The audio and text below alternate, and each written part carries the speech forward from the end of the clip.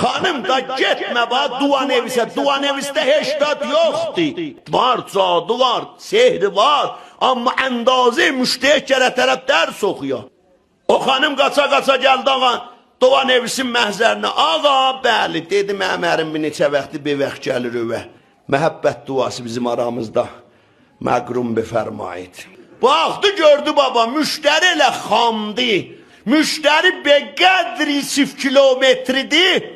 Dedi bir dənə duan var, hənuz laylonları plastiklər üstündədir. Dedi sən Allah onu yaz bizə. Dedi yox, xəmir mayasını gətirəməsən.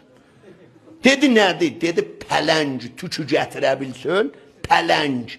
Məndə bir dua var, oxuram o pələngin tükünə. Sənin ərin mumdan yumuşaq, sənin belə ixtiyarında kamilən olar bir dənə bərdə. Xanım dedi, eybi yox. Getdi bir həftədən sonra pələngin tükü ilə gəldi. Duan evis özü heycan qalıb.Ədəmin hardan tapdın? Dedi, sən nəcbədə oxu gedim da. Dedim, mən ölüm, de görüm mən bu, hardan bu? Pələngin tükünü tapdım. Dedi bir şey deyil. Getdim bağı vəhşindən, sahabı ilə danışdım. Dedim, mənə bir həftə vaxt ver, burada pələngilən biri ilə salam əleyk eləyim. 2 toğ aldım, getdim.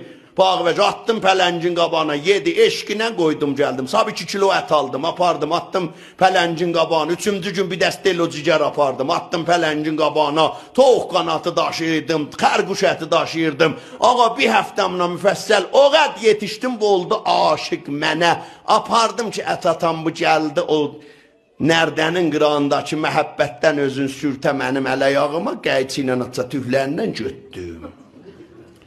Duan evis baxdı, dedi, nənə, sənin ərin bu pələhdən vəşitərdir. Babilon məhəbbəti ki, pələng elədin, get bu kişiyə məhəbbət elə, duanın eynisə.